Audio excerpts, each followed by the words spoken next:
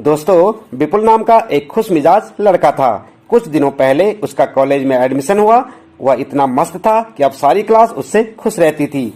कभी अगर वो कॉलेज नहीं आता था तो क्लास में सूनापन छा जाता था। दिन बीतते गए और समय निकलता गया, लेकिन विपुल की जिंदगी में खुशियों का अनुपात कम हो गया था। वो क्लास में बिल्कुल चुपचाप बैठा रहता और कोई उससे पूछे तो बताने को तैयार नहीं था। पूरी क्लास में सन्नाटा छाने लगा। लेकिन एक दिन उसके टीचर ने उससे पूछ ही लिया कि विपुल, तुम्हें बताना ही होगा कि तुम इतने दुखी क्यों रहते हो।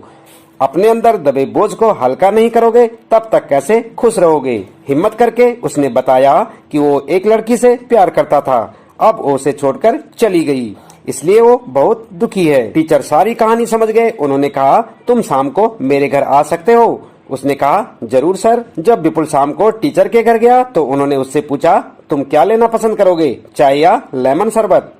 उसने कहा, लेमन शरबत। और जब उन्होंने शरबत बनाकर विपुल को दिया तो उसमें काफी सारा नमक डाल दिया।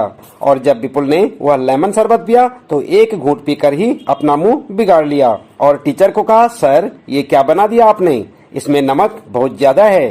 तो टीचर ने कहा, विपुल कोई बात नहीं, मैं तुम्हारे लिए दोबारा दूसरा शरबत लेकर आता हूँ। विपुल ने कहा, लेकिन सर उसकी कोई जरूरत नहीं है, हम इसी शरबत में थोड़ा पानी और थोड़ा चीनी डालकर इसे अच्छा बना सकते हैं। उसके टीचर ने पूछा, क्या कह रहे हो। विपुल ने कहा, हाँ सर।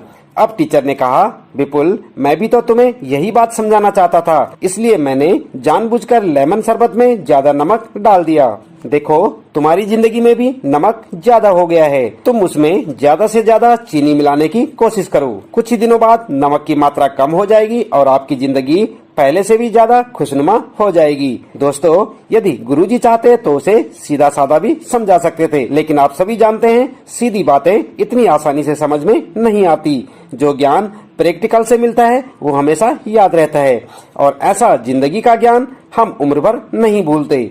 अब विपुल के जीवन में चीनी की मात्रा बढ़ने से खुशियां बढ़ रही थी। उसने अपने गुरु के चरण स्पर्श किए और उनका धन्यवाद दिया। अगर वह इन बातों को अंदर ही अंदर दबा के रखता और विरह की अग्नि में जलता रहता तो गुरु कैसे समझ पाते। तो दोस्तों, मैं भी आपसे यही कहना चाहता हूँ, अगर आपका भी किसी ने दिल तोड़ा है तो बार बार उसके बारे में मत सोचिए।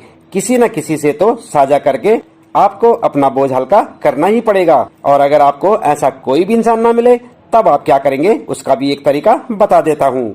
आप अकेले में कागज के ऊपर वो सारी बातें लिखिए जो आपके दिमाग में आंधी की तरह उड़ रही हैं। दोस्तों, जो भी हो लिखिए और लिखने के बाद देखिए दिमाग को कितना रिलैक्स मिलता है, क्योंकि काफी सारी गंदगी दिमाग से निकल चुकी होगी, बाकी की स्वतः ही निकल जाएगी।